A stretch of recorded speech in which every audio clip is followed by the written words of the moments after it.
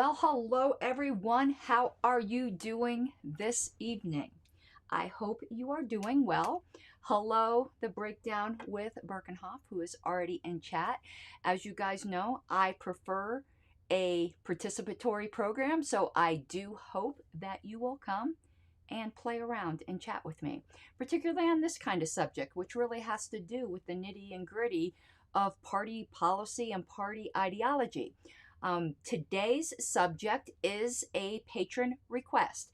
If the top patrons, $25 a month or more, want to, got a hair in my mouth. That's what she said. One of the benefits is that you get to request a topic a month, and if I feel adequate to cover it, you'll get a special show. And this was requested by Daniel Lutz. It was inspired by something that happened in Colorado. In Colorado, we had, as I talked about in an earlier program, and which is listed in my list of crimes. If y'all really want to be entertained, you really need to go to Laura Epke's Bill of Particulars and read my list of crimes. Actually, the evidence of my crimes. I'm embarrassed. I'm embarrassed for her, for one thing, but I'm also embarrassed that they didn't even get the best of me. Like, listen, if you wanted to find me being saucy, you could have found a lot better material than what's in that list. What's in that list? Like, I'm embarrassed someday someone's going to look at that and go, that's the worst she could be? Because it's tame. Most of it is so tame. But anyway, one of my crimes, and thank you, Duck Speaker. So one of my crimes is that I had the temerity. I had the absolute gall. You won't believe what I did. You won't believe it. Hide your children. What I did was I complained about and I publicly shamed the fact that somebody physically threatened me in Colorado. Like, this chick in Colorado said she was going to beat me to a bloody pulp and within an inch of my life. And she put it in writing. Like, she first said it verbally and then she wrote and said, just in case you didn't want to take me literally, I mean for you to take me literally. And she put the threat in writing. And I have a police report. So that's one of my crimes. I guess I was supposed to be quiet. Senator Epke thought I was supposed to be quiet about the fact that there was a threat in Colorado. No, ma'am. So at the time, one of the things I explained is that this lady just hates anarchists. That's why she has a hard-on for me. She hates anarchists and particularly hates effective anarchists. And whatever you might say about me, I'm a damn effective anarchist. So Daniel Lutz, who's also a Colorado person, he said that why don't you do the show talking about how it's completely unacceptable to try to drive anarchists out of the party. And I'd say conversely, let me just get this right out front.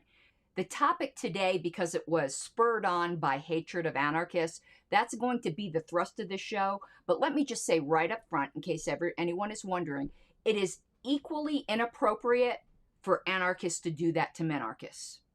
I'm not going to keep repeating that because that's not what inspired the show, but I just wanted to let you know that it's not a one-way street. It's a two-way street, and I know there are asshole anarchists. Believe me, they're my people. I know. And I know that some of them try to drive minarchists out of the party or tell you guys you aren't libertarians. I equally condemn that. But just like, you know, when people say Black Lives Matter and people go, all lives matter, and people go, yeah, but we're talking about Black lives right now. Yeah. Minarchists matter, but we're talking about anarchists right now. Anarchist lives matter. Daniel, we'll talk about that offline. And that should give you your answer. So anyway, that's what inspired this show. But before we get started with all that, that was the intro. And I'm hoping Daniel will come. I need to get some housekeeping out of the way.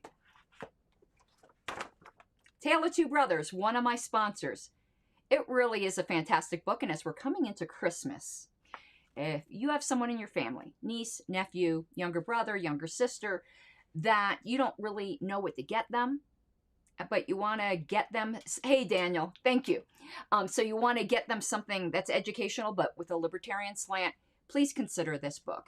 It teaches the young person in your life that life is more than just biological life, that life involves risks and actually living. So, Tale Two Brothers, I think it's .com, or Amazon. I got this copy on Amazon because I actually bought my own copy. I had a copy he gave me to promote.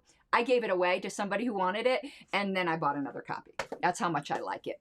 Also, show sponsor is Daniel 3 Biblical Anarchy, which is a YouTube channel. Please go and subscribe. It's a very good channel. Again, even if you're not an anarchist or even if you're not a biblicist. Either way, if you're a libertarian of any flavor, you will enjoy the show. Please go and subscribe. And as I said, one of the patron benefits for my $25 a month and up patrons is show requests.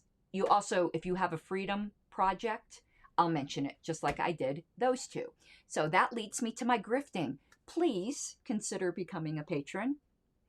I'm down because I don't mean down like blue, or like depressed. I'm down in my numbers because you have a natural attrition that happens at the beginning of the month when everything gets billed because people's financial situation has changed. So if you can afford it, please do consider becoming a patron.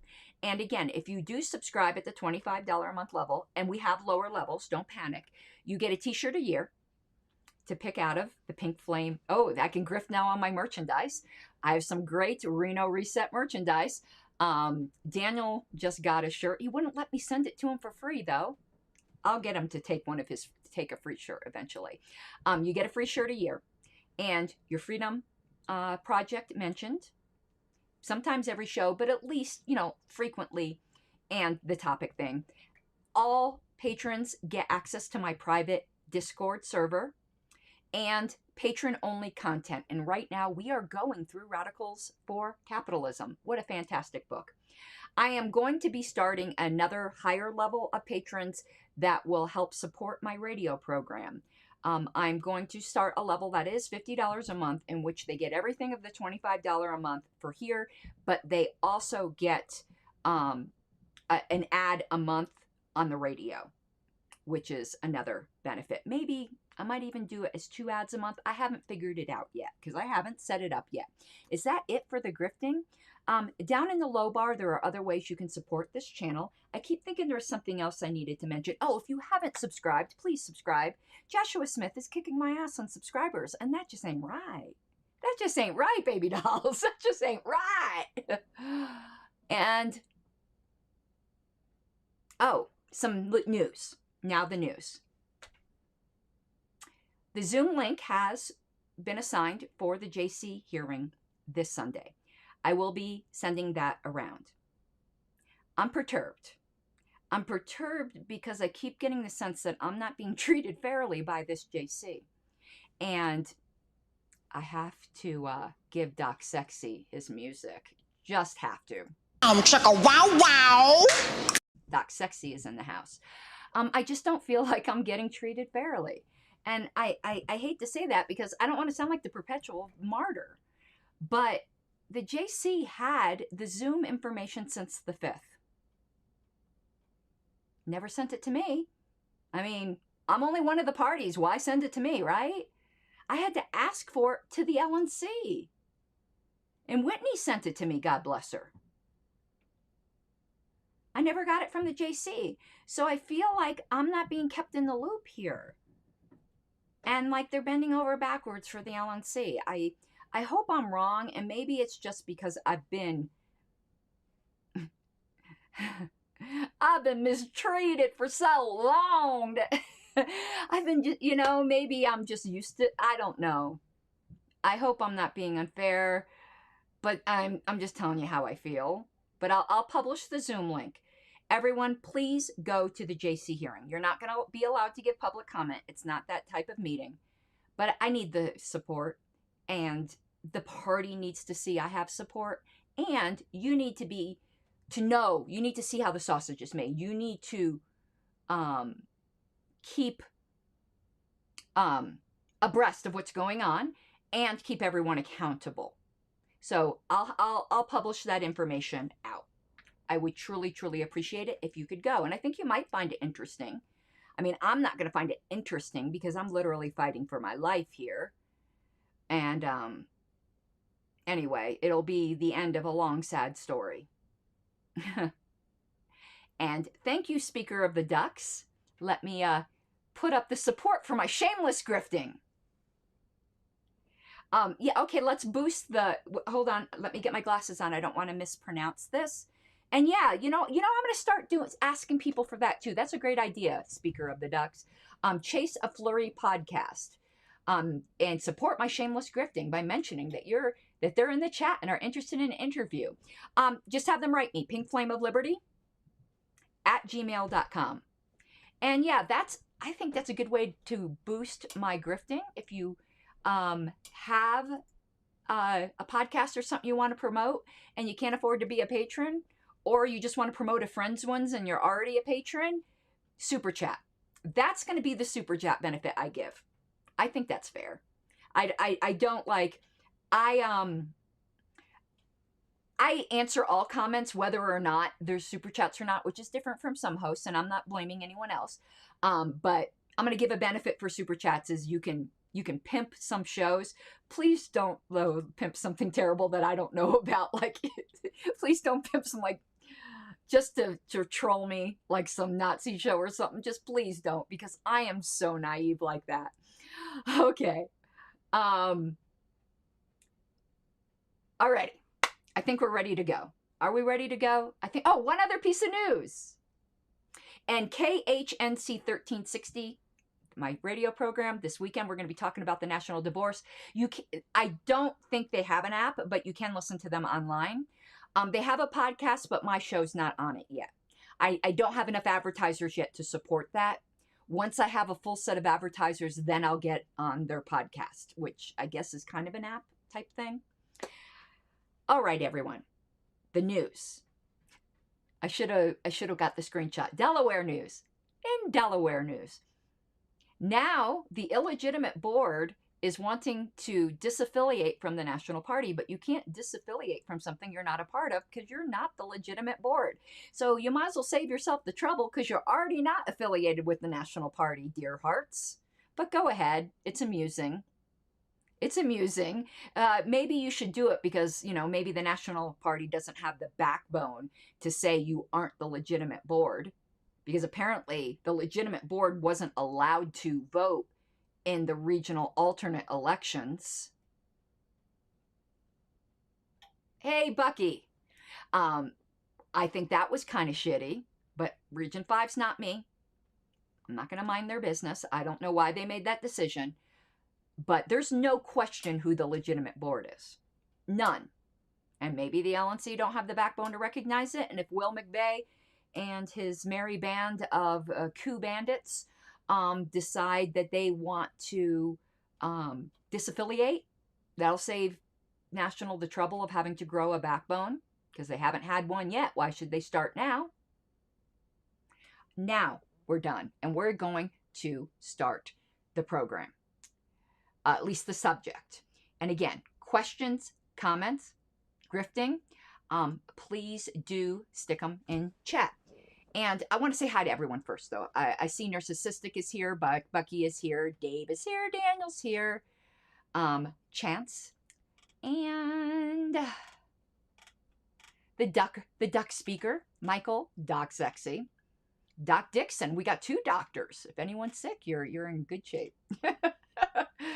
Starborn, Thelamite, Pat Carlson. And did I get everybody? Daniel Donnelly, because I had Daniel Lutz, Insanity. And I welcomed the Breakdown with Birkenhoff earlier. Okay, I think I got everyone. Taryn, Tisha. Sorry. I was going fast. I was going, that's empty. That's disappointing. It's disappointing when you pick up the soda can. And it's empty. All right, here we go. Now I got wet lips. That's what she said. All righty. The Libertarian Party. The ideology of the Libertarian Party. And thank you for the compliment, Narcissistic. So, the Libertarian Party's ideology is fully compatible with and welcoming to anarchists. And there are people this is a surprise to. I get people who are utterly surprised at this all the time. Some people are very pleasantly surprised, like the one lady who came to one of our outreach booths, and she goes, I'm not joining the party because I'm an anarchist. And I go, well, I'm an anarchist too, and we're fully welcome here. And she put $20, actually $19.99, state of Florida, state of Colorado, if you're listening. So some people find it a pleasant surprise. Most people who don't know it find it an alarming surprise, unfortunately. So even if you hadn't really thought of it, a lot of libertarians are even just unaware of this fact. And it is a fact. This isn't an opinion I'm telling you. And if you're an anarchist in the party and people act, as I get sometimes, this very patronizing, like other libertarians are being charitable or somehow doing me a favor by tolerating me in the ranks, they're not being charitable. This is the official position of the party. But it's not unusual for anarchists to be the subjects of impromptu excommunication attempts. I remember when I was brand new anarchist, which means I was still fairly brand new in the party, that I was in Arapahoe County, and I see the super chats. I'll bring them up in one moment. Arapahoe County affiliate meeting, and I don't know if I mentioned that I was an anarchist or it was just pretty well known, but somebody there, I'm not going to name names, in front of everybody, looked me dead in the eye and said, you need to get the fuck out of this party. And then I thought perhaps he was just misunderstanding my position, so I tried to explain it. And he said, no, I understand your position. You need to get the fuck out of this party. And it was just very painful embarrassment around the table. And I was mortified. Okay?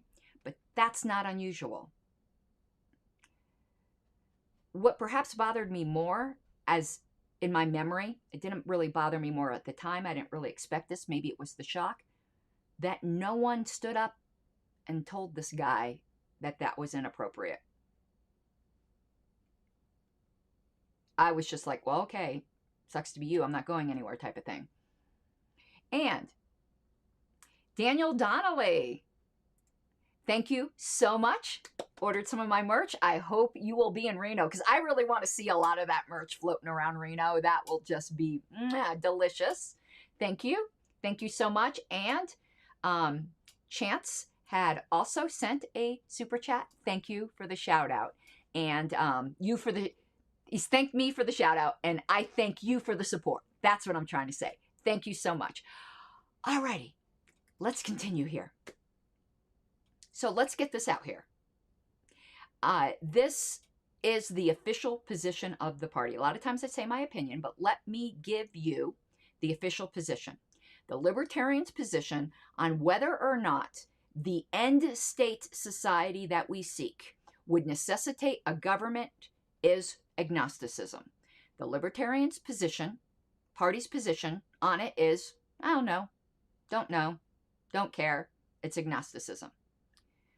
They have taken the stand that that's a debate that's best reserved until that's the last debate. After all the other debates are done, then we can have that debate officially as a party. They are not going to take a position until that date, and that blessed day is just a long time away, which makes the fact when you think about how far away we are from this debate really being relevant, it really makes our fighting dumb, in my opinion. Now, this doesn't mean individual party members can't have a position. Obviously, we can. The party can't tell you you can't have a position. You just can't pretend like it's the party's position. It's your position. That's fine. We can debate it all we want. But the party is not. The party sometimes forgets this. If you wonder why there is an article in the current LP News, which hasn't hit my mailbox yet, but I heard some people got it, that says exactly what I'm saying now, is because, oopsie, the party put out an opinion piece, I think it was back in December, from someone claiming that anarchism isn't part of the Libertarian Party. And I was on the APRC at that time, and shame on me, it got past me. So in order to cure that, they allowed me to write a column making sure this was clear. If any of you guys have that LP News, if you could take a picture of my column, I would love to see it, because the LP News issue is not up yet on lp.org. Now, note what I said, though, isn't technically accurate in that I used the word government. I'm using the word government here as equivalent to the state. Please don't get too pedantic on me. I know they're not functionally equivalent. The state would be the more precise terminology, but people get confused in that. When I say, like, I hate the state, people go, which one? I'm like, all of them. But, you know, they think I'm talking about Colorado for something, you know, like I hate Colorado singularly above all other states. No, I hate them all pretty equally. Except for maybe New York and California. No offense. I love the people, but the states are kind of suck. All right, let's continue now that I've qualified all my terminology. So how did it happen that this became the Libertarian Party's official position? Were we founded this way? Was it always this way? No, it wasn't. And that is something a lot of anarchists need to get some dealing with it to do. Because I've heard way too many anarchists say we were founded as an anarchist party. That is untrue. Absolutely untrue. Do I like that that's untrue? No. But in my own twisting of Ben Shapiro's words, history doesn't care about my feelings. So it doesn't matter that I don't like that. The fact is, it's not true. This party was founded as an explicitly minarchist party. Now, were there anarchists involved in its founding and in the party? Yes. But it wasn't founded as a party that embraced anarchism. Anarchists back then were tolerated. They were tolerated as being close. You know, probably wasn't a patronizing kind of toleration back then because they were too small to turn people away. But we were founded as a minarchist party. Please do not let anarchists get away with saying otherwise. It's not true. And we're going to prove that in a minute, because you know Mama always brings receipts. So, to repeat, while anarchists have always been involved in the party, including the founding, the party was explicitly founded as an explicit minarchist party. In fact, David Nolan was very saucy, quite saucy about the fact that we were founded as a minarchist party when he was speaking with anarchist Samuel Konkin in response to Samuel's complaints about the newly formed party as how we were not radical enough. So we're going to look at that. Let me pull up a link here. And I'm going to share my screen with you. And Starborn, what is RCLP? Am I being dumb? Am I being dumb? Tell me what RCLP is. Because I'm being dumb, I think. I think LP. I know what LP is, but what's RC? What am I doing wrong here? How am I malfunctioning? Okay. Let's make this large. And this is a letter from David Nolan to, back and forth, from Samuel Konkin to David Nolan. So I want to, right here. It's this paragraph right here. And SLAM that's mentioned here is the Student Libertarian something or other. Y'all can tell me, let me know. It was an anarchist group. So I think it was Student Libertarian Alliance or something like that. So he says, the differences between the LP and SLAM exist, as I see it, on two levels. The more basic difference, of course, is that you are anarchists, while we are not, at least for the most part. He's talking about the membership. About 15 to 25% of our members are anarchists, but the party as an organization has taken stands that are explicitly anti-anarchist, and we have no intention of changing our position. And then he gets saucy. We too have our principles, which I just thought was pretty cheeky of him. But in the same letter, he says to Samuel, because Samuel was talking about forming the Radical Caucus, because the Radical Caucus is the earliest caucus in the party, and this is the Radical Caucus they're talking about. But he says to Samuel, but in any event, we have no objection to your forming such a caucus. We welcome all libertarians into our ranks, and I personally feel that the presence of a Radical Caucus would be healthy for the party, if for no other reason than it would serve as a counter-pressure to the influence of semi-libertarians who will no doubt be coming into the party in increasing numbers as the GOP and Democrats become increasingly repulsive.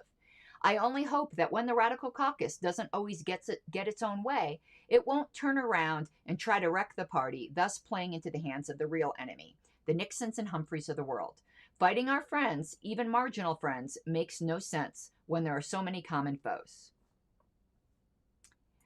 But I love, then Samuel got saucy with him. I want to.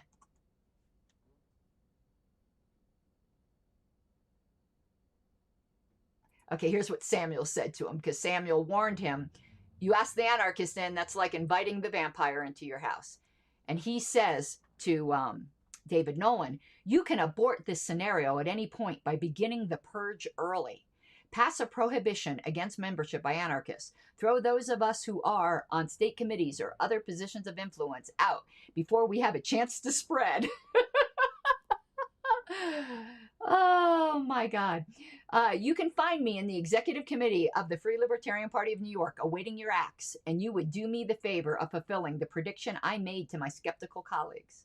Of course, you would realize what an issue you would give us, especially when we evil-horned creatures and carping, bitching malcontents turn out to be rational and armed with facts and answers to the curious questions of the innocent you have taken into the party. And I just love this little back and forth that they had. And let me come back to my regular screen here. And Bucky asked me,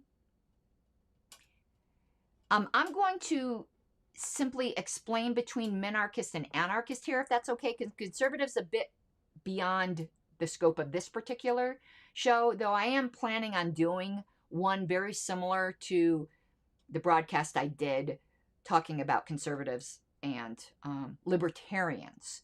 So the difference between a minarchist and an anarchist is 10 months. Bada bing! 6 months, they say, but it took me 10 months, so I say 10 months. A minarchist is, some people like to say classical liberal, but that's not exactly accurate as well, because minarchists are more radical than classical liberals. A minarchist is someone that would limit the functions of the state to only 3 areas: courts, police, and defense. And that's it. An anarchist is one that doesn't assign any role for government, or we'll say the state.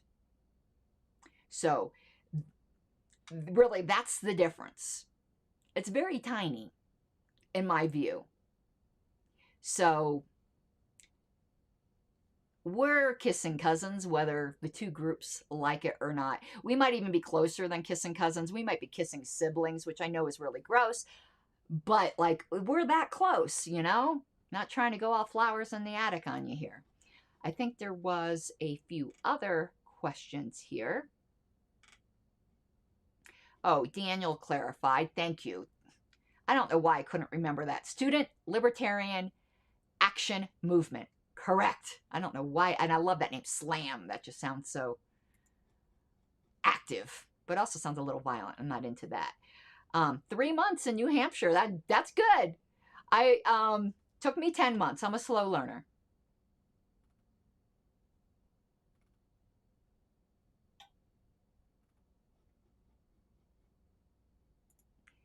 And Daniel asks if I think back when that correspondence was exchanged, the term anarchist had a different connotation. May it have been tainted with socio-political violence from the early 1900s? No, I don't believe so, because there were anarchists in the party who were identifying that way. Like David Nolan was very familiar. I mean, Roy Childs was part of the founding of the party.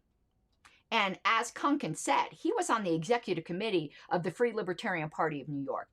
And as David said, 15 to 25% of the party members at the time were anarchists. So I don't think there was any confusion on that term. I just think that at that time, David just didn't think anarchism was correct. There is speculation as to whether David changed his mind prior to his death, just prior to his death. There are people who say, and I think Tom Knapp was one of them, who say about a year before his death that David told him that he was now an anarchist. Because that was a personal conversation, this was never published anywhere, who knows? Do not know if that is true or not, but that is what some people relate. Okay, let's go back to the narrative. So,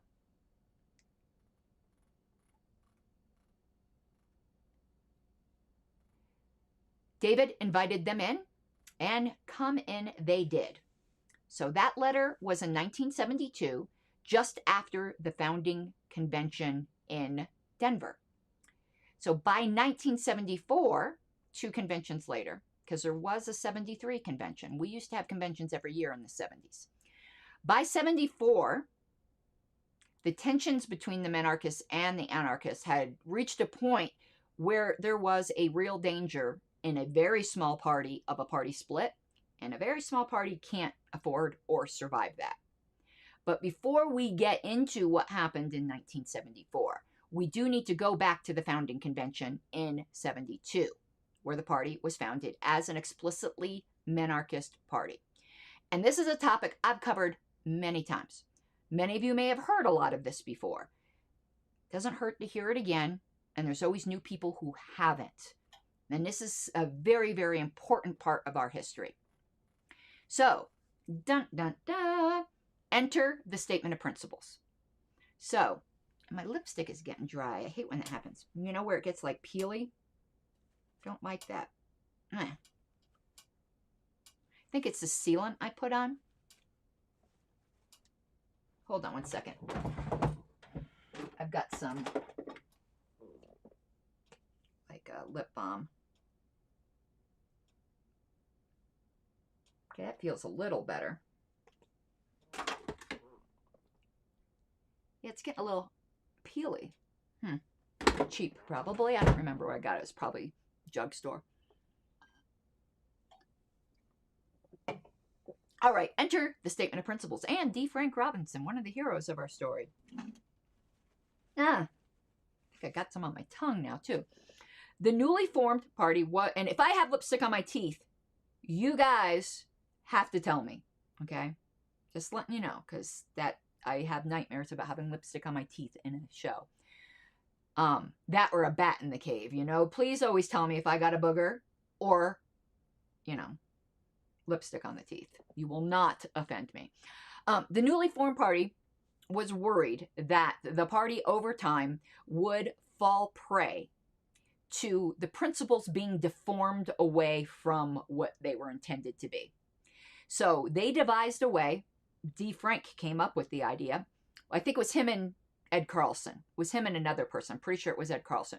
They devised a way to protect the party through a veritable article of faith that would be virtually impossible to amend in the future. And that is a very, very, very serious step. This was done by, drink that soda too fast, creating a statement of principles. And this statement of principles could only be amended by a 7/8 vote of delegates at a convention. They passed the statement of principles, and we're going to examine what they passed a little bit later in this episode. And realizing, though, that creating a statement of what they believe, making it virtually unamendable, was a very serious step, that is binding the hands of the future to decisions of the past, they decided to have a 2-year cooling off period for everyone to think about it. To think about the statement of principles, decide if they wish to amend it or perhaps even scrap the whole idea altogether, with a 2/3 vote and a one-time opportunity in 1974. After that one-time opportunity, the 7/8 amendment threshold would lock into place. Okay, so they had this 2-year cooling off period. So between 1972 and 1974, in this 2-year period, the tension between the anarchists and the minarchists was growing. And in order to preserve the party, most people wanted to preserve the party, those seeking a way to find unity between the two groups were looking for any way that this could be done that would be satisfactory to both sides and not temporary. Because people realized this was not a temporary squabble, that this was going to continue throughout the party's history. And 50 years later, here we are. So they turned their attention to the Statement of Principles to try to find a way to solve this problem in a permanent way. And what they did is they amended the Statement of Principles in order to, thank you, Speaker of the Ducks, in order to settle this issue and solidify and make permanent the stance of agnosticism on the part of the party. And let me tell you, this isn't just the National Party. This is binding on the state parties. State parties, technically, though National has no backbone, are not allowed to be hostile to anarchists because states, as a condition of their affiliation with National, there are very few conditions, but one of them is that they ratify the National Statement of Principles. The National Statement of Principles is what makes permanent the position of agnosticism, and I'll go on to prove that, on the issue of the necessity of government. So from that point forward, from 1974, any further amendments would take a 7/8 vote, which is a very, very, very difficult threshold. However, beginning in 1980, the threshold got harder. I don't know yet how this happened. This is a piece of history that's still opaque to me. I only know that it did happen. But in 1980, that bylaw was changed to be not just a 7/8 vote, but 7/8 of registered delegates. That adds a super quorum to the super majority. 7/8 of registered delegates aren't even on the floor at any one time. So it made it even more like saying, don't even look at this. You can't change it. Okay. But let's review again why the Statement of Principles is so critical. Now, remember that the original purpose of the Statement of Principles was to protect the party from future corruption of its principles. This was protected, the Statement of Principles was protected in the bylaws itself by that high amendment threshold. But the purpose of the Statement of Principles was also codified in the bylaws. And we're going to take a look at the 1972 bylaws. Let me pull that up. Let me share my screen here. Remember, all of these are up on Lpedia, everything that I'm showing you guys. Why isn't it showing? Here we go. No, that's my notes. Open link. Here we go. And we want to go to, one second here, let me look up Statement of, right here. So, right here, Section 2. So Article 8, Section 2. The Statement of Principles of the platform affirms that philosophy upon which the Libertarian Party is founded, by which it shall be sustained, and through which liberty shall prevail.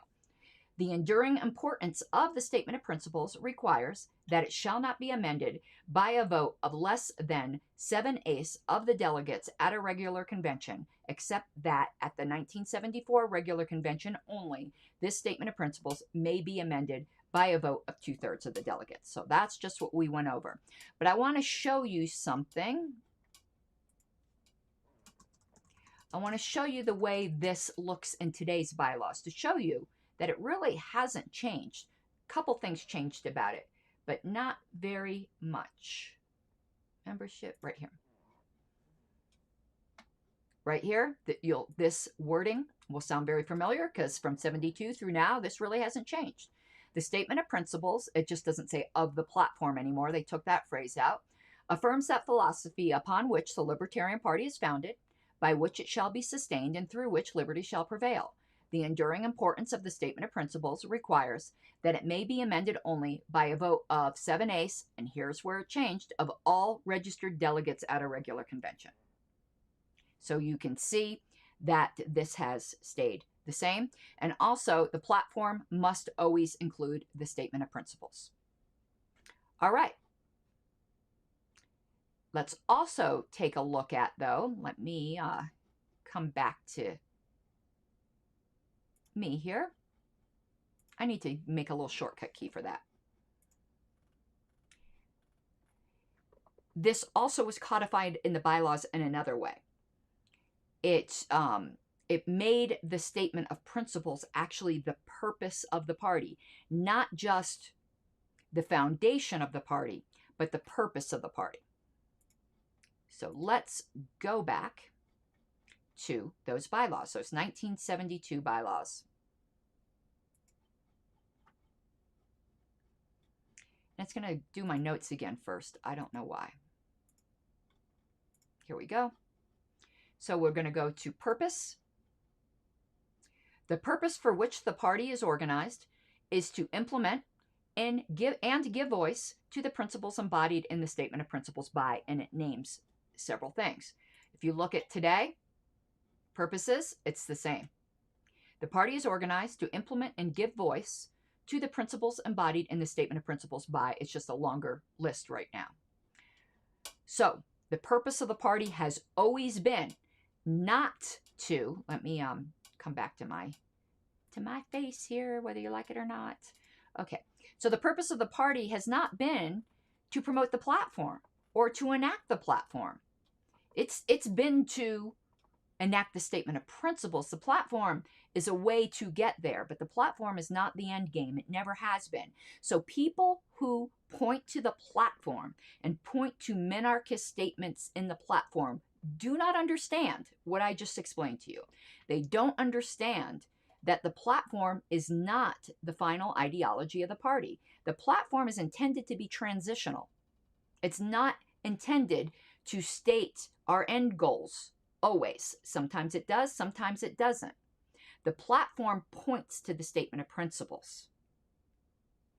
So pointing to things in the platform that mention something about government, of course it is, because we have a government right now and we have to deal with it. It doesn't mean we endorse the government. The platform is not our final statement. And this is even stated in the platform itself. So now let's take a look at that as well. Let me pull back up my handy, ooh, why did it pull that up? You guys don't want to see all my porn. No, I'm joking. I don't have any porn up. I'm not saying like I'm opposed to that or anything. I just don't right at the moment. Okay. Let's go back to my screen. Okay, here we go. Here's the most current platform because it wasn't amended in 2020. Go to the preamble. What does the preamble say? Preamble says, well, first let's do the last two sentences.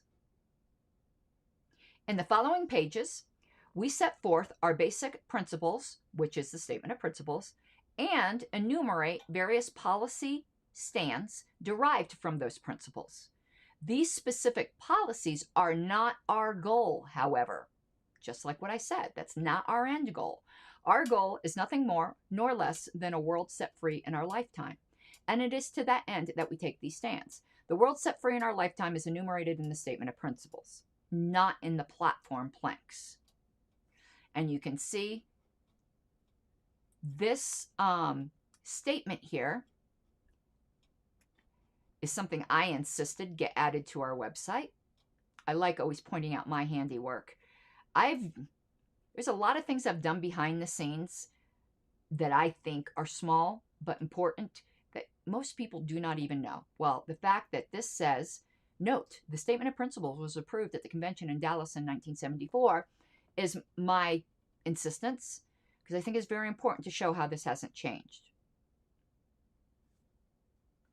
And I want to see if something else I did is still on lp.org, because I want to show it off to you guys. Now that I'm not in the LNC, maybe they may undo some of these.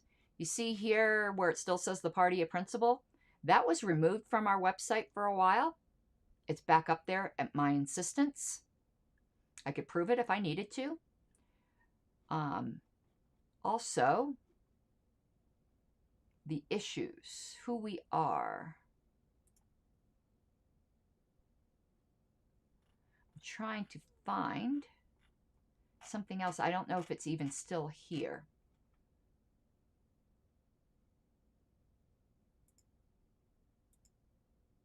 Okay, yes it is. See this sentence here? And this will become important as we talk later. We believe that government's only responsibility, if any, should be protecting people from force or fraud. This right here, if any, you can thank me for that. When this website was being written, I threw a fit because it said, we believe that government's only responsibility is X. I'm like, that is violative of the statement of principles and the party's position of agnosticism. You are advocating for government.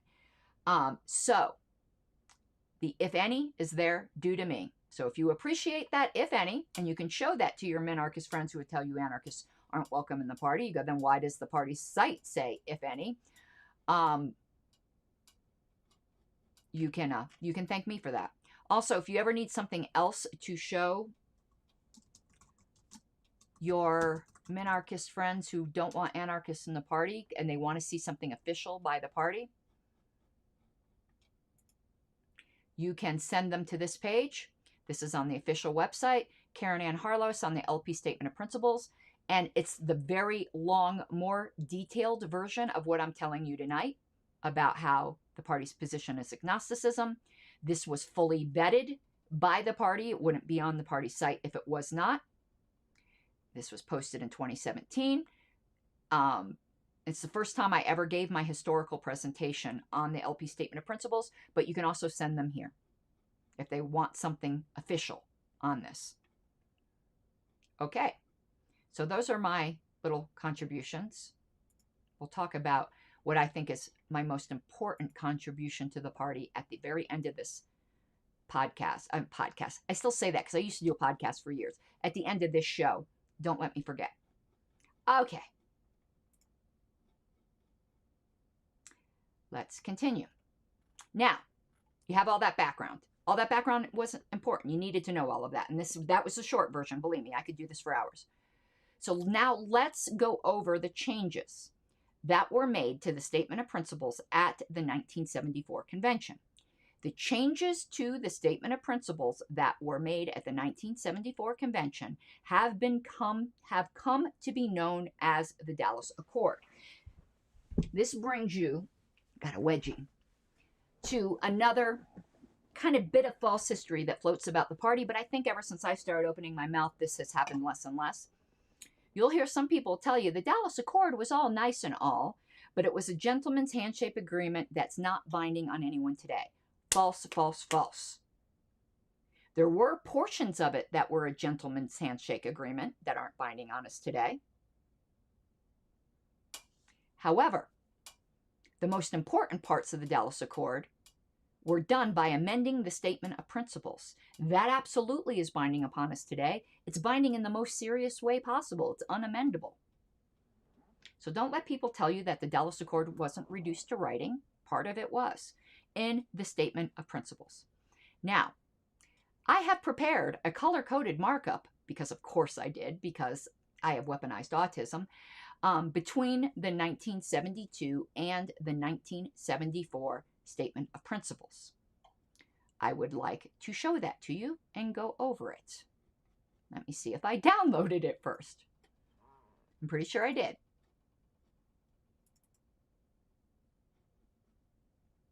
Let me see if I can make this bigger before I pull it up. And yes, I can. And it's beautiful. And I don't think anyone in history had done this before I did. And I learned before I pull it up, everyone knows that the Statement of Principles, or most everyone knows, contains little odd statements like government, if any, type statements. And most people think that's the extent of the nods to anarchist that is in the Statement of Principles. It's not. It's not even the most important changes that were made. I didn't realize, and I had never heard anyone else say, what the most important changes were to the Statement of Principles until after I did this color-coded markup. Now, I'm not saying no one ever said it, because I'm not vain enough to think I'm the first person to come up with this shit. And obviously the people back then who amended it knew what they were doing. But I'm just saying it wasn't common knowledge.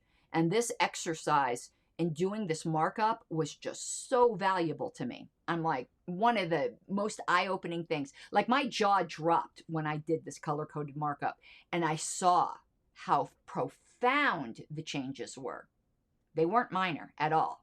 And I hope you guys get, I literally got like the shivers, and I hope you guys do too if you haven't seen this before. But a lot of you have seen this before. I've done this presentation at a lot of conventions. Let's pull this up. Okay, here we go. 1972 Statement of Principles with markup comparison to, 74 with markup comparison to 72. All right, let's go to the bottom first because I want to explain the legend here.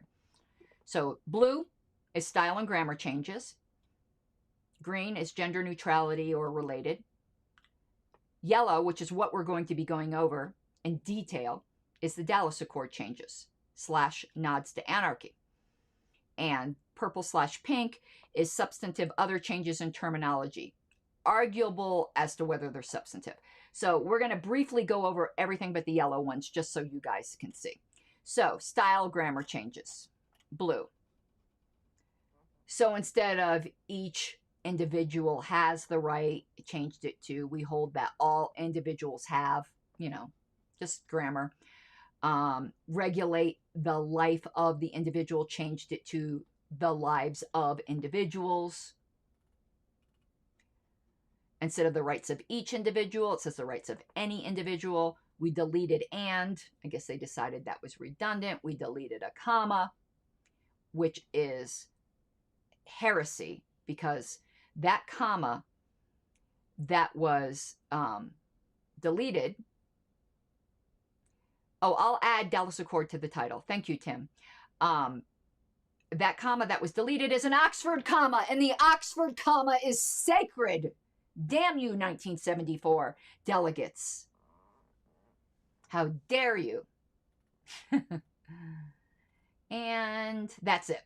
Okay, next one, gender changes. We were well ahead of the curve. Most documents haven't changed the he's to more gender neutral language till decades later, but we did it back then, which is good because it never would have been able to have been changed if we didn't do it then. So instead of over his own life, it says over their own lives. Instead of he does not, they instead of he, you know what I'm saying, they do not, and his labor to their labor, men to people, mans to individual, okay? And substantive other changes. It deleted on a free market here, deleted laissez-faire capitalism, and moved the free market to here, because I guess they felt it was just clearer this way, and that laissez-faire capitalism was a term of art.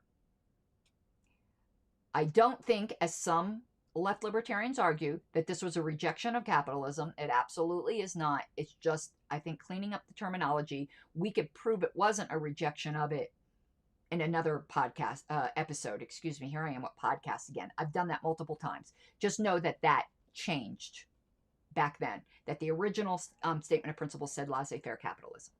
All right. Now we're going to go over in detail these yellow changes, which are the Dallas Accord changes. Let me figure out how I'm going to do that first. I think I have another markup I want to show you, but let me get back to here. I need to take another sip of my soda. I know the Oxford comma is sacred. In fact, the Oxford comma is part of our style guide now. I went through and corrected all of the bylaws and the platform, and added the Oxford comma, but guess which section I couldn't do it to? The Statement of Principles, because that's sacrosanct. You can't touch it. Can't touch this. No. Sorry. Sorry, channeling my inner MC Hammer. All right, let me pull that down off my screen and figure out how I'm going to show you the rest of this. All right, scrolling down in my notes. I do have notes for this one. I don't normally have notes for my shows, as is usually pretty obvious that I don't.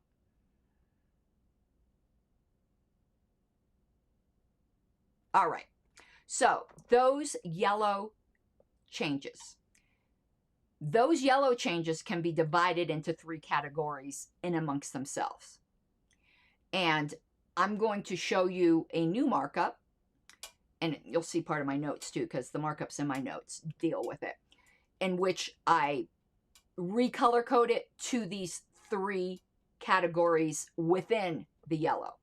So these 3 categories that we'll break down the Dallas Court of Changes into will be the changes that eliminate references to laws, since laws imply government, while still recognizing that certain actions are wrong. However, the violation of them is enforced.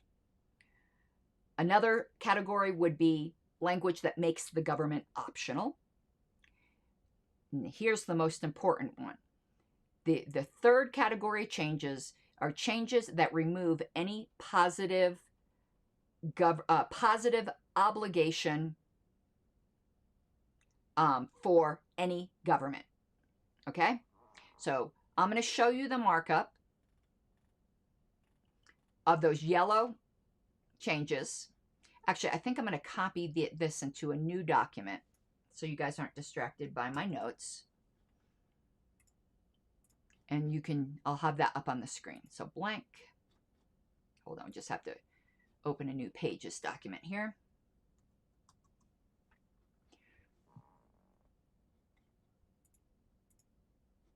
All right, let me make this large.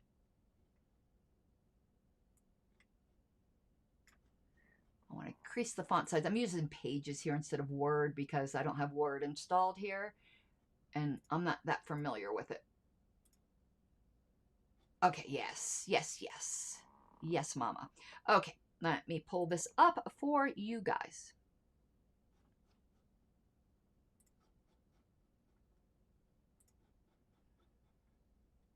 Just gotta find it. Here we go. Hello, Suze. All right. The only 2 paragraphs which are impacted with the yellow changes are the last 2 paragraphs. And again, this is a markup thing. And I said the green ones, the green language is the changes that made government optional. So in 1974, the phrase "where governments exist" was added, and "when institute" was added. Those are 2 phrases that make the government optional, kind of like "if any," which I showed you before. I said the blue changes would be those that eliminate references to laws while still making it clear that certain things were prohibited or not proper. So here it says laws prohibiting, it just says prohibition of, with leaving the mechanism of how it's prohibited up for interpretation. So instead of laws prohibiting the initiation of physical force, they changed it to 1974, prohibition of the initiation of physical force. Laws which prohibit, again, got changed to the prohibition of. All right. Those, I think, are pretty simple to understand. They're not the most important changes. The most important changes are the ones in purple. So, and I should have actually made right here in purple too. Right here should be in purple too. So, the 1974 delegates deleted the sole function of government is the protection, and then added they must not violate. We're going to go into this in English in a minute. And here they deleted has one legitimate function, and instead added must not violate. Okay, let's keep that in mind. And we're now going to look at the two in their original context so you can see how powerful this change is. I'm going to be pulling up again. One second here. I didn't think this out in some ways. Let me make sure there wasn't anything else I wanted to. All right, let me just summarize. We did the blue and green items. So the blue items relate very closely to the green. Government's optional, so laws might not be how things are enforced. So I think that's really simple to understand. Most people think this is the substance of what happened with the Dallas Accord Amendments. I thought that myself, again, until I did this color coding. All right, before we look, and I'm glad I looked at my notes because there's something I needed to do before we look more closely at the purple changes. We need a refresher on positive and negative obligations. So a positive obligation is something you're required to do for somebody. All right, that's easy to understand. A negative obligation is something you are required to refrain from doing. And this is related to the theory of positive and negative rights. Plumb-line libertarianism denies any positive rights exist that are not voluntarily assumed. People only have natural negative rights, the right to be free from aggression against their rights. And what I mean by voluntarily assumed, it means that you agree to take it on, either through contract or just because you feel like it, whatever it might be. So for example, each of us have a right to life. You have a right to life. All that means, rights-wise, is that I can't kill you. But I don't have to do anything else. I don't have to feed you. I don't have to clothe you. I don't have to house you unless I voluntarily choose to do so or contract to do so. So I would think everyone here probably understands positive and negative rights really well. Now, with that background in mind, let's look carefully at the first two sentences, or at least parts of the first two sentences of both the 1972 and the 1974 Statement of Principles, because it was only those first sentences that were impacted by those purple changes. I want to put this into another document again so I can show you outside of my notes. So just let me block and copy this here. You know, I love Apple, but Pages is sad. I really wish I had Word on this computer. Maybe I'm just used to it. Maybe Pages would be okay if I was used to it. Let me share my screen once again. Pull up that document. All right, here we go. 1972 says, we, on the contrary, deny the right of government to do any of these things, and it's just talk about all these awful things that can happen, and hold that the sole function of government is the protection of the rights of each individual. 1974 changed that sentence to mean, we, on the contrary, deny the right of any government to do these things, and hold that where governments exist, they must not violate the rights of any individual. 1972. Since government has only one legitimate function, comma, the protection of individual rights, 1974 changed that sentence to, since governments, when instituted, must not violate individual rights. Now, you might on first glance not really grok I'm trying to think of a word that won't sound overly dramatic, but no word I can think of is overly dramatic. The absolutely profound change that was made here. This wasn't mere tinkering. And I shall explain this. And I would like, you want to know what? I'd like to keep this on the screen in a way. So you know what I'm going to do?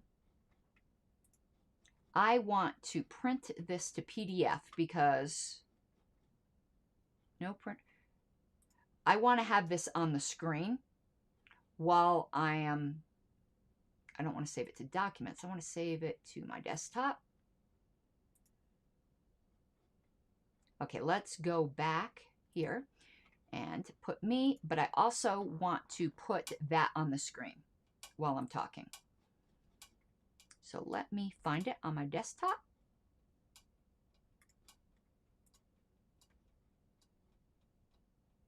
Might not be, nah, that's not gonna, is that gonna work? That doesn't really work, does it? Let me try something else. I think if I screenshot that and then put it up as an image and blew up the image, that'll work. 1 second. Let's try this instead, because this is super important. Okay, now let me pull that screenshot into the frame. That's not it. That's the suspension of an officer. Ack, you're triggering me. Wrong screenshot. Y'all can tell I've been working on my appeal. That's the right one. Okay, I'm gonna play around here. Just give me 1 second. I am going to do that and then pull me in this way, like here. No, pull me down here. I'm trying to find a way to make this so you guys, there we go. That works. But you're going to get my notes in the background. I'm still trying to figure out how to.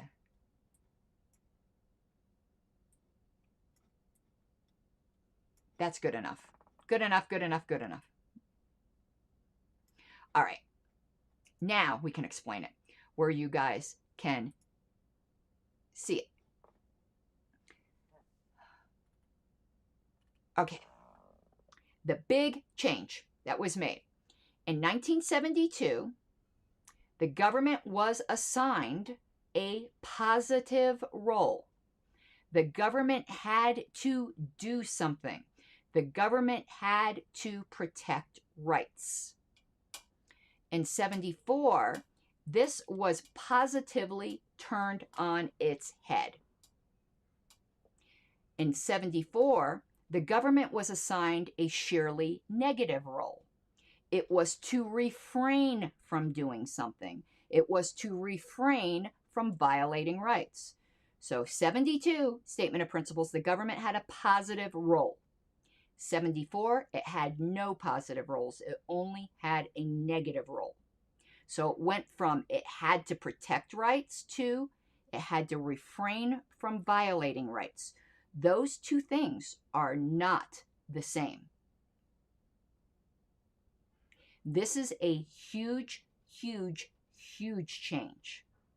This means that any debates or issues over the role of government must first demonstrate that whatever it is that you wish the government to do, it must not violate any rights in any of those things. And that is the heart of the minarchist-anarchist debate. And the party doesn't answer that question. It just says, as long as it doesn't violate rights. And that wording is, in fact, thoroughly libertarian because it's taking the position that there are no positive rights. Now, of course, I, as an anarchist, think this wording requires anarchism. But a minarchist does not, because a minarchist does not believe that the state violates rights in its protection of rights. I'm going to do another show proving that it does. Maybe my next show. But minarchists don't agree with that. Maybe I'll convince them. But that is the only debate that really matters. And that, at this time, is left up to individual members while the party itself stays agnostic while asserting non-aggression.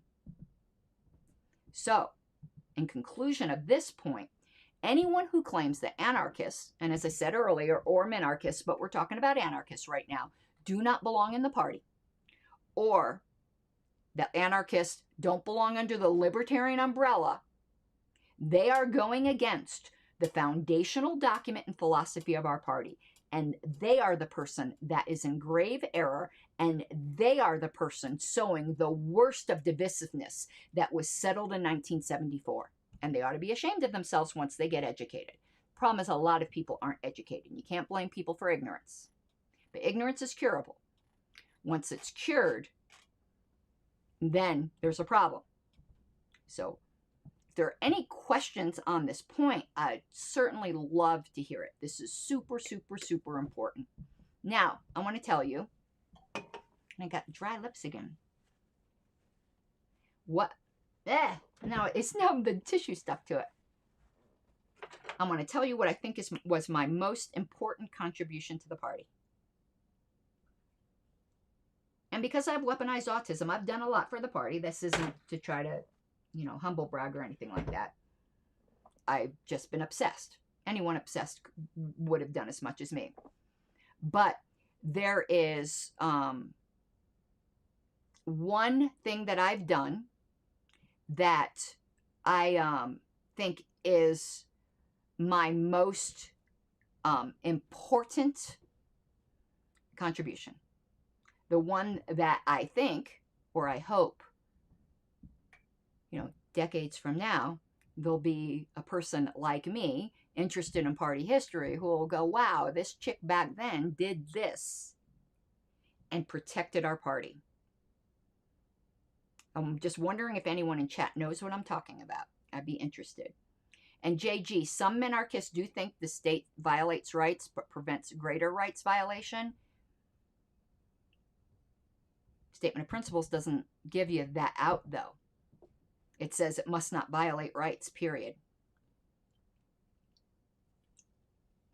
It didn't say, as long as on the grand scale of horse trading, it violates less than it prevents. You can't violate my rights to keep somebody else's rights from being violated. I'm going to save that debate for another show, though. But yes, some minarchists think that. But I'll reserve that argument because I want to keep this for a unity message and not getting into an anarchist-minarchist debate. So I'm just giving it a few minutes. If anyone knows what I happen to think is my greatest contribution to the party, the one that I think will be in the history books. Other things will end up being in the history books that I didn't intend, like getting suspended from the LNC, but that's not what I'm talking about.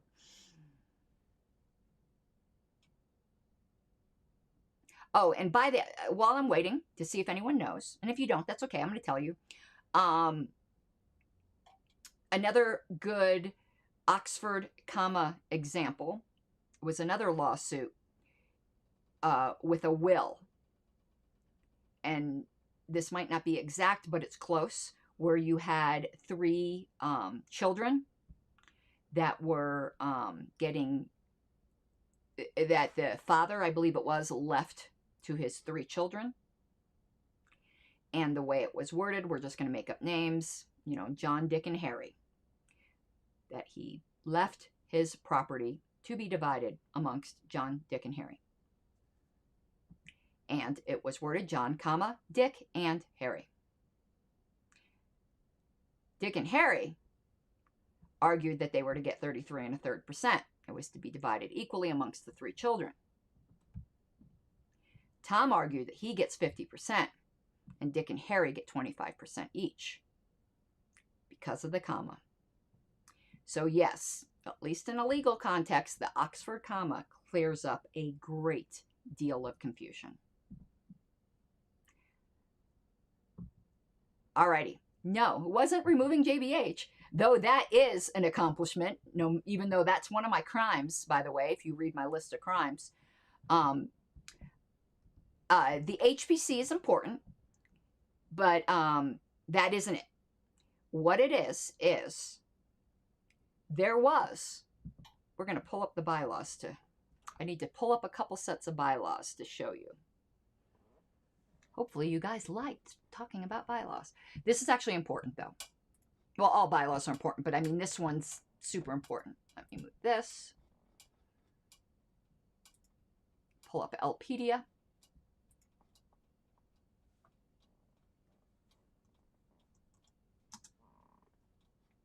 And we need to pull up the national bylaws, the 2016 version.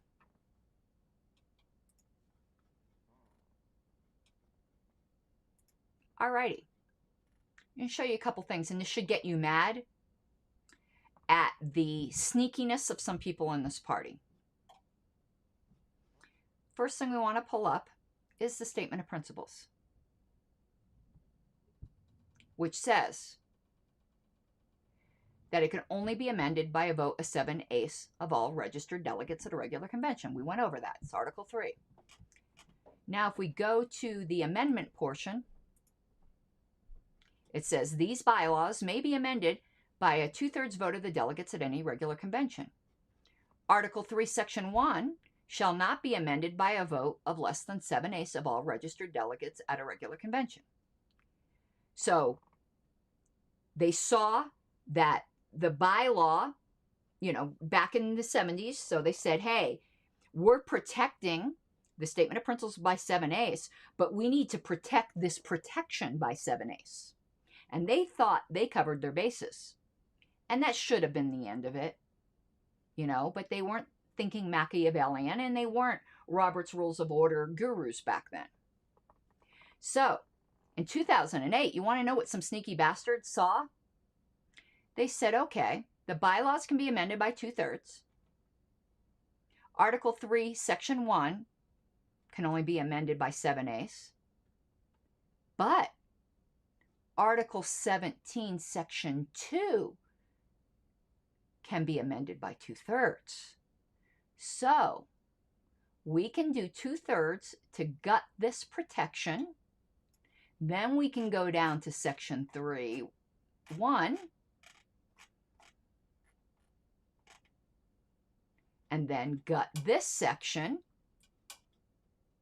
Then we can go to the Statement of Principles, remove all the Dallas Accord changes. That's what they tried to do in 2008. And that is gross. It's gross as hell. So, with that in mind, we're going to pull up my YouTube channel. Let's go to YouTube Studio, because I want to show you guys the most important thing I ever did for the party.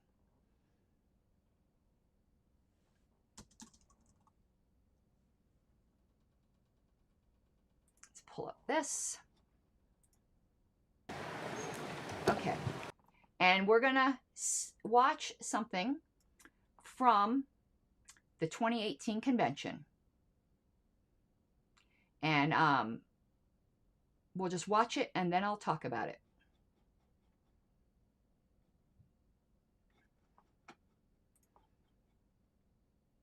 I want to just make sure all the volumes are appropriately up. And because it might come through my speakers, let me put on some headphones here. Otherwise, my system will scream at me that I have echo. All right, let's play this. Hi. I'm 1 for 2. I'm hoping for more. Proposal Q is on page 32 of the bylaws report, Codify Protection of Statement of Principles. Currently, to amend the Statement of Principles, it requires a 7/8 vote of registered delegates at the convention. Okay, I do have to stop here. I'm sorry, because I want to give you the background, because I don't want you to think this was JBH's idea. Boo hiss. I was on the bylaws committee, and I did some horse trading in order to get this proposal heard before the delegates. It was shot down by the bylaws committee, but there was something that JBH wanted, and I told him that unless we protected the Statement of Principles, I was not comfortable supporting what he wanted.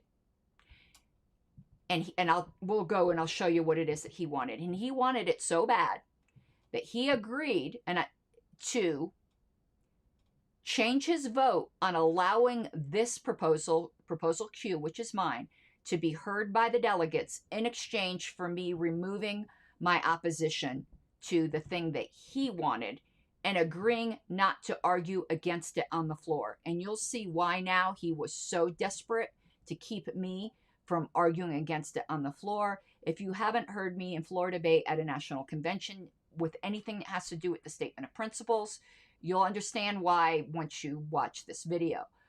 But that's how this got heard. This wasn't JBH's proposal. The very fact that this is even getting to be heard took a lot of blood, sweat, and tears on my part, and making deals with people in order to get this heard. It was that important. The provision that sets that requirement is Article 17, Section 2, which itself does not require 7/8 vote to amend. This proposal would introduce that requirement for that provision, as well as not affect the overall requirement to change the statement of principles. So what this would mean that it is possible now that you could amend the 7/8 requirement. This is a 10-minute clip, just by the way, so I just hope you have the patience. It's really good, though. And indeed, that was a proposal submitted in committee but not forwarded to you to the floor. So what this would change is, in order to lower the threshold from 7/8, you would need 7/8 to do that. It was adopted 5-2 in committee and would take effect immediately. Oh, and if we could request the AV to put the screen, put proposal Q on the screen. It's on page 32.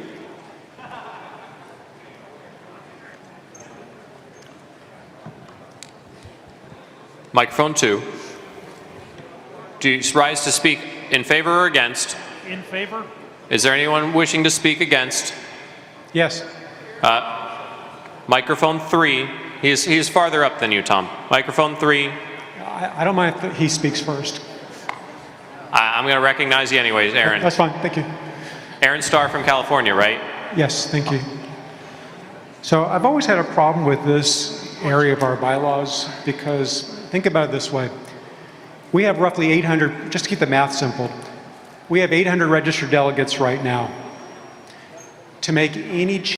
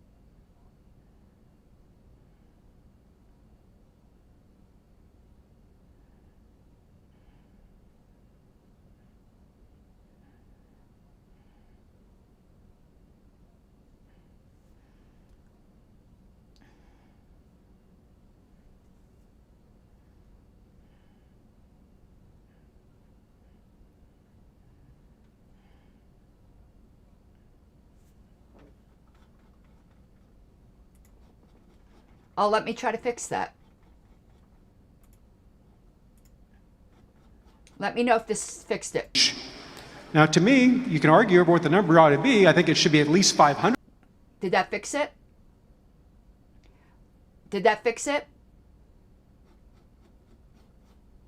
Is it Out of fixed now? 600. It should be really, really high.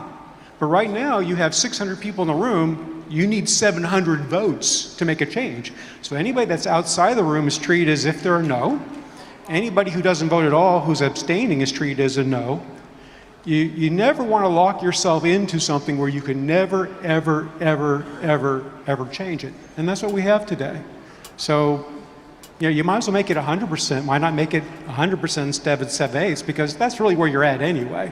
Because you cannot effectively change it. It's just an impossibility. No one's ever been able to do it. They've tried it for 30 years. It's never been done. It can never be done. So I would suggest don't lock it down even further where it's just impossible beyond impossible. Point of inquiry? Microphone 2 for a point of inquiry. I would like Mr. Starr to explain then why they object to the change of numbers rather than making it registered delegates as opposed to people on the floor and coming up with a number. No, that's in the nature of debate. That's not actually a point of information. I'm sorry. You can go ask him. He's over there. Microphone 2. Thank you. Pat Dixon from Texas. I speak in favor of the proposal, and I understand the arguments by Aaron because I've actually made efforts to change a particular word in the statement of principle, which is cult. I don't like that word. But if I'm asked, should we do it the easy way, find some end run, I disagree. Our principles matter most. So the fact that we have 7/8 to change our statement of principles makes us unique. It's one of the reasons I love this party. That's what matters most. It is not an impossibility. Yes, I realize it's hard. I've tried. But it is not an impossibility. And if we come to this convention in 2 years in Austin and say we want to change that word and you get 700 people, it'll be more than that, then that's how it should pass. I'm going to recognize microphone 2 again. I believe Mr. Howe wishes to speak in opposition. Yes, speaking in opposition, I'm Tom Howe from North Carolina. And while I have sympathy for Mr. Starr's objections, my objection is far simpler and strategic. This amendment, as given, is poor English. It uses the conjunction or with one side having a not in it. It should say, if they want to be clear, it should say neither Article 3 nor this section shall be amended. As it's stated, it's unclear, the logic is poor. I urge you to vote it down in order to allow amendments to be made to it. Microphone number 1. I thank you very much. It's Karen Ann Harlos from Colorado. I speak very strongly in favor of this proposal. I'm one of the people who was very much in favor of it, and I actually disagree that it doesn't now have the 7/8. I don't think there's anyone in this room who doubts that was the intent when this was written, that everything was supposed to be protected by 7/8. And what they weren't able to anticipate was people looking for loopholes and looking for backdoors, just because they weren't as parliamentary sophisticated as we are today with the games that we play with our principles. It is completely against the intent of our founders, and all of us joined this party knowing exactly what that said. I did not join this party and give hundreds of hours to this party and thousands of dollars to this party only to have people try to find a back door in it. To me, that is fraud and trying to find a loophole. Whoever is opposed to it joined this party with that same document in place too. Now, one other thing I'd like to close with here, well, actually 2. It's not impossible. Let me tell you something. If I wanted to do it, I'd get it done. It ain't impossible. One last thing.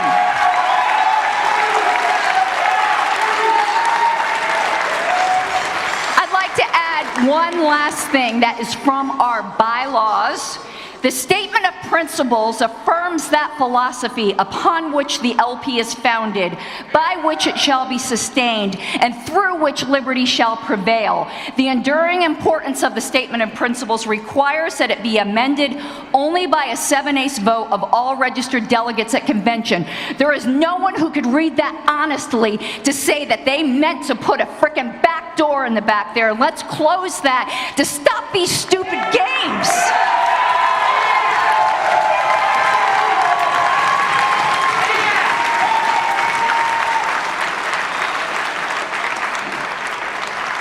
If you're at a microphone wishing to speak in opposition, please raise your hand so I can see you.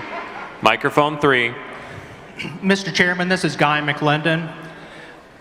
Since 1980, I have had a copy of the Statement of Principles on the wall in my home. So I truly love the Statement of Principles as it is. However, that word registered truly does mean it's numerically not possible to make a change. Now, the founders of our nation talked about the dead hand of the past. I do not believe that this convention should tie the hands of every future LP convention. I urge you to vote no to vote this down so that we can remove that one word, registered, so that it does indeed take 7/8 of the seated delegates in order to make a change.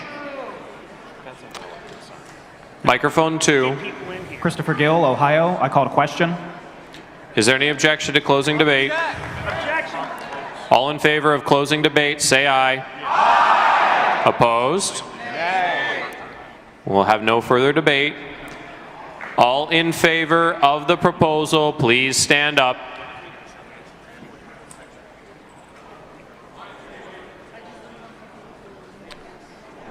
You may sit down. All opposed, please stand up. It's just about 2/3. The motion passes.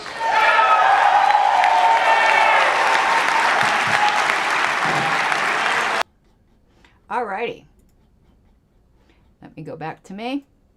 So that is what I consider to be my most important contribution to the party. I protected the statement of principles against future fucking games. That when I found out that, because they were planning on doing it again, just so you know, they were planning on doing it again. And when they thought they would get it done was at a presidential convention, when there's people at convention that aren't quite as ideologically invested in the party. So I will like to pull up then, I showed you the 2016 bylaws. One sec. Show you the 2018 bylaws after that happened.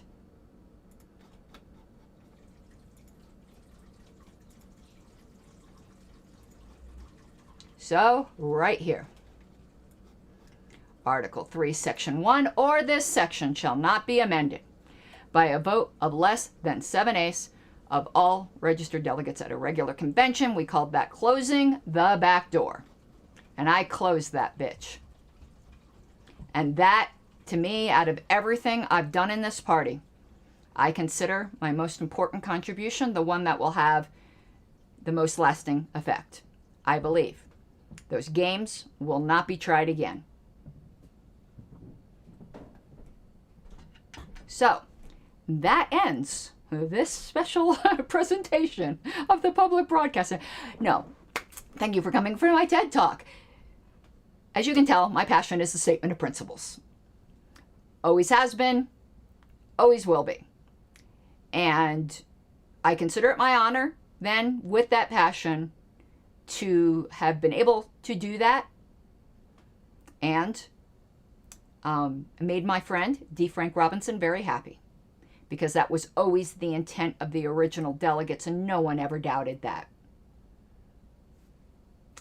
All right, I'm going to see if there is any other questions, comments, grifting. If not, we will be going. But I do hope you enjoyed this. It's a show that I do think has to be redone and done multiple times. I will change the title to mention the Dallas Accord, since that was a suggestion, and you are very welcome, Daniel. That I consider that part destiny right there, with the passion I have for the statement of principles, and hopefully that will stand. But that that was my honor to do, and again, consider it my greatest accomplishment. So, what is coming up this week? I'm probably going to be pre-recording tonight a couple things that will be going up on the channel, because it's not anything that's really suited for live. Tomorrow night, I am on Justin O'Donnell's show. Somebody mentioned they saw Justin O'Donnell walking in the background there at that convention. I saw him as well. I saw a bunch of people I knew. And so I'm on his show tomorrow. Thursday night, I plan on doing a breakdown of all of the documents submitted to the Judicial Committee. So far as you guys know, I have pretty much refrained from commenting too much on the documents submitted or the Judicial Committee itself, other than to describe the procedure. But I want people to come to the hearing educated about what the issues are. The hearing itself isn't going to go over in detail all of the documents. The documents are submitted ahead of time to brief the Judicial Committee. They will be asking questions based upon these documents, which might not make complete sense to people who haven't seen the documents. Now, any of you guys can request them right now. Most people haven't taken advantage of that. Not saying you should or you shouldn't. I'm kind of glad a lot of people haven't, because I didn't want them plastered all over social media, because I did not want to politicize or dramatize the JC. That's not appropriate. It's not that kind of body. So that's why I haven't publicized this. But Thursday night, I have to balance the need between my always ultimate goal of educating the party members, which is the ultimate goal of this channel, and not dramatizing or, the JC. So I wanted to wait till the last possible moment that I had time to publicly talk about the documents before the hearing. I am going out of town, leaving early on Friday, will not have time Friday or Saturday night to do this. So Thursday's the last night I can. So that's what we're going to be doing Thursday night. I don't know if I'll have my own show tomorrow after Justin O'Donnell. I'm just not sure yet. So that's why I kind of wanted to do this longish one tonight, and to fulfill my promise to Daniel Lutz. I hope that was everything you hoped for, Daniel, and that you are pleased with this fulfillment of a patron promise again. So, JG, I haven't seen the Capitalist Party Statement of Principle. If you will email that to me, I'll probably cover it in a show. pinkflameofliberty@gmail.com. Again, along the bottom there, patreon.com/pinkflameofliberty. If you like this kind of content, you're not really getting it anywhere else, please consider becoming a patron. I thank everyone who did the super chats this evening. It is super, super appreciated. This is my job right now. Not that it would matter either way. I mean, as the Bible says, a worker is worthy of his wages, but it is my job right now. So it helps more than you know. And tinyurl.com/pinkflame merch. I'll be adding more Reno gear. So yeah, there's some fun merch there if you are interested. Thank you, everyone. Please subscribe, like, share, and most importantly, have an awesome night. Bye-bye.